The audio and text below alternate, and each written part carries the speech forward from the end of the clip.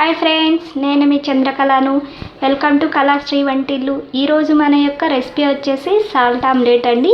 ఈ salt omelette స్మూత్గా, సాఫ్ట్గా, పిల్లలు ఎంతో ఇష్టపడే విధంగా మనం ఏ విధంగా తయారు చేసుకోవాలో ఈరోజు చూపించబోతున్నానండి. ఎప్పుడు బాయిల్డ్ ఎగ్ పెట్టే పిల్లల కోసం ఒక చేంజ్ తీసుకొద్దాము. చూడండి, ఎప్పుడు బాయిల్డ్ ఎగ్ తినే పిల్లలైతే బోర్ కొడుతూ ఉంటుంది. ఈ విధంగా మనము సాల్ట్ ఆమ్లెట్ వేసి పిల్లలకు పెట్టినామనుకోండి, చాలా అంటే చాలా ఇష్టంగా తినేస్తారు. పిల్లలే కాదండి, పెద్దవాళ్ళు కూడా చాలా అంటే చాలా ఇష్టంగా తినేస్తారు. మనము తయారు చేసేసుకున్నాము. ఇప్పుడు చూడండి, అందుకోసం నేను గుంత లాంటి ఒక కళాయి తీసేసుకున్నాను.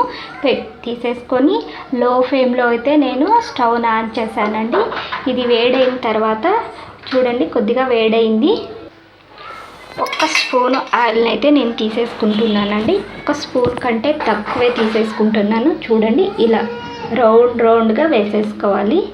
వేసుకున్న తర్వాత ఒక చిటికెడంతా సాల్ట్ని అయితే మనం యాడ్ చేసేసుకోవాలి.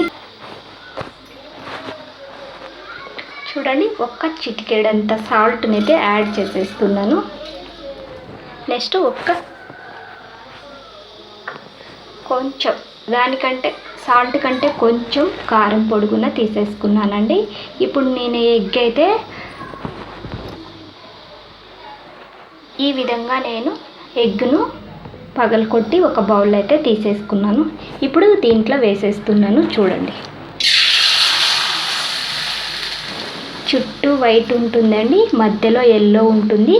చూసేదానికి కూడా చాలా బాగుంటుంది. అలాగే చిన్నగా ముద్దుగా అయితే ఆమ్లెట్ అయితే వస్తుంది. పిల్లలు ఎంతో ఇష్టంగా తినేస్తారు. ఇలా లో ఫ్లేమ్లోనే దీన్ని వేడైతే మనకు ఆమ్లెట్ అనేది చాలా చక్కగా బాయిల్ అవుతుందండి. చూడండి, వేడికి మనకు సౌండ్స్ అయితే వస్తున్నాయి.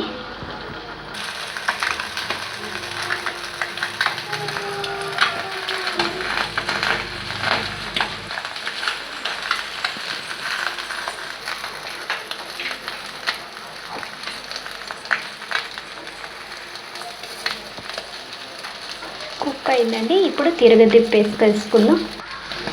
చూడండి, తిరగదిప్పినాక ఈ విధంగా వచ్చేస్తుంది. అలా మొత్తం అంతా ఆమ్లెట్ అయితే రెడీ అయిపోయిందండి. చాలా అంటే చాలా టేస్టీగా ఉంటుంది. అసలు పిల్లలు ఎంత ఇష్టపడతారంటే అంత బాగా ఇష్టపడేస్తారు. చూడండి, అయిపోయింది మన సాల్ట్ ఆమ్లెట్. ఈ విధంగా తయారు చేసి మీ పిల్లలకి పెట్టండి. ఎంతో ఇష్టంగా అంటే ఇష్టంగా తినేస్తారు. సో ఈ వీడియో నచ్చితే లైక్ చేయండి, షేర్ చేయండి. నా ఛానల్ని కొత్త వాళ్ళు చూస్తుంటే సబ్స్క్రైబ్ అయితే చేసేసుకోండి. Thank you.